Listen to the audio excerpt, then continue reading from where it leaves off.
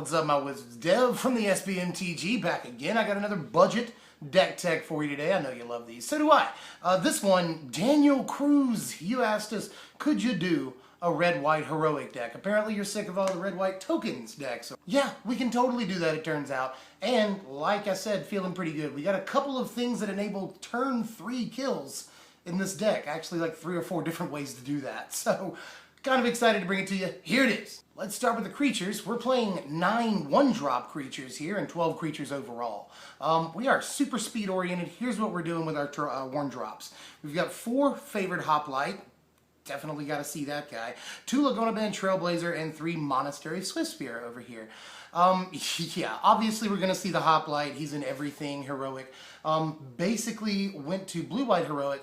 See the best way we can modify that to red-white. And we got to have Favored Hoplite. He's ridiculous. Same thing with Trailblazer. Both these cards enable turn 3 kills. And same thing with the Swiftspear.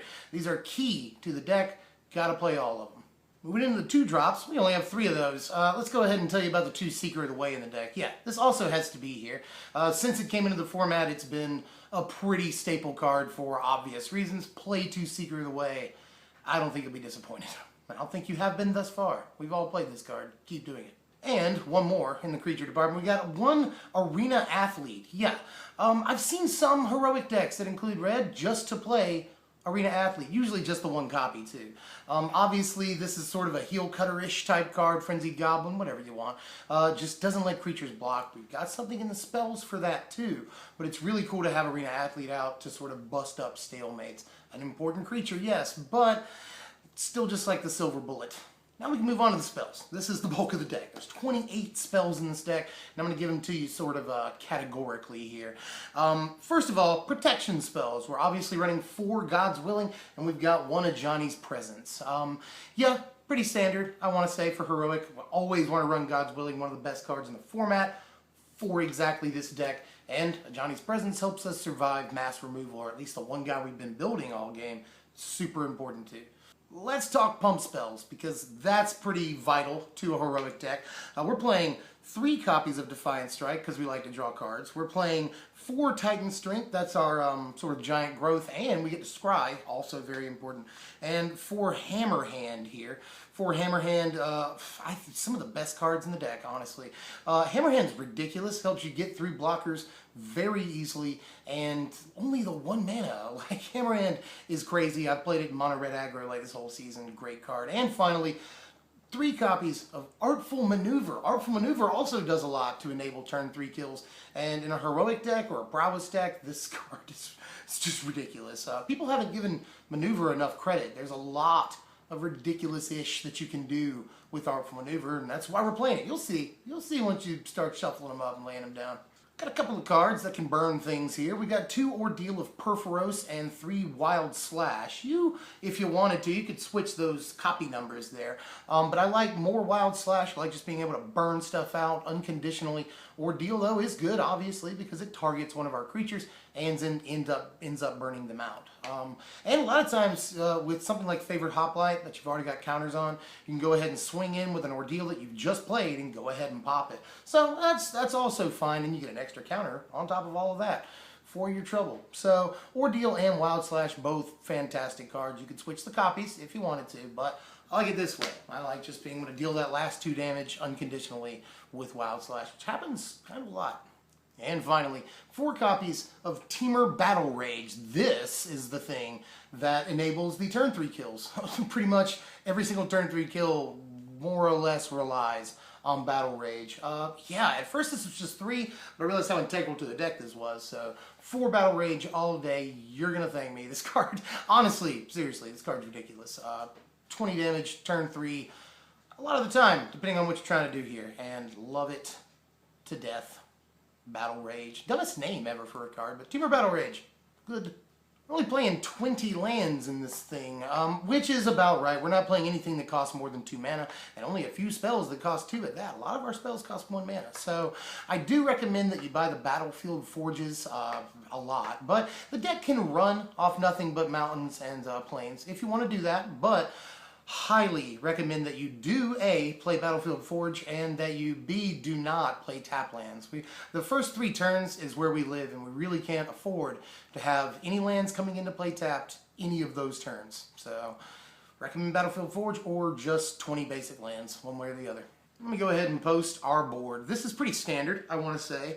More protection in the board, more burn in the board.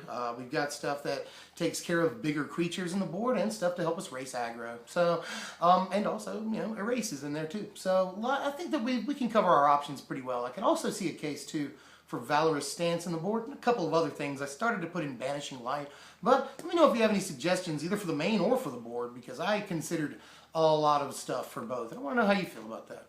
Now, before I post power rankings and get on out of here, let's go ahead and give you a couple of situations in which we can play, we can beat them on turn 3. Let's say turn 1 we play a Hoplite, we say go. By the way, I'm assuming that we're on the play for all of this. Very important for the deck that it's on the play. The deck is murderous on the play, but on the draw, not so much. So, yeah, let's go ahead and say this. Just say you play a Favored Hoplite turn 1. Turn 2, you play Artful Maneuver on it. You swing 4 in. Next turn, you can rebound the Artful Maneuver. Then you play a Hammerhand, taking care of any blockers that they've played. And then you play Temur Battle Rage. This allows you to swing for 16. It's 20 damage in all. You win on turn 3. Let's say that turn 1, you play Lagonna-Band Trailblazer. Turn 2, you play Artful Maneuver. Again, that, you swing 3 damage in. Next turn, you rebound the Artful Maneuver. You play a Titan Strength and a Temur Battle Rage. You're now swinging for 18. You just won the game. One more. I'll give you one more. There's actually even more than this. But play turn 1 Swiftspear, and you swing just the 1 damage in because it has the haste. Turn 2, you Titan Strength it, you Defiant Strike, you're swinging 7 damage right there. Turn 3, you Titan Strength again, which makes perfect sense. You draw a card on the Titan Strength, or the Defiant Strike, and you scry on the first Titan Strength. So it's possible you'll get another one. And then you Battle Rage that. You're swinging for 12. That's 20 damage in all by turn 3. You've just won. And there's even more ways to do that.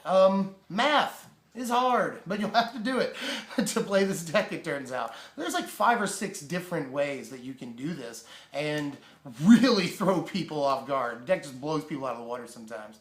So, that being said, here's the power rankings. That was my cat. Hey, he's coming this way. There he is. He's a cute buddy. Anyway, these are the power rankings right here. Obviously, the deck doesn't play a whole lot of powerful cards, but it has a ridiculous amount of synergy, and speed is its forte. Definitely one of the fastest decks we've ever built on this channel.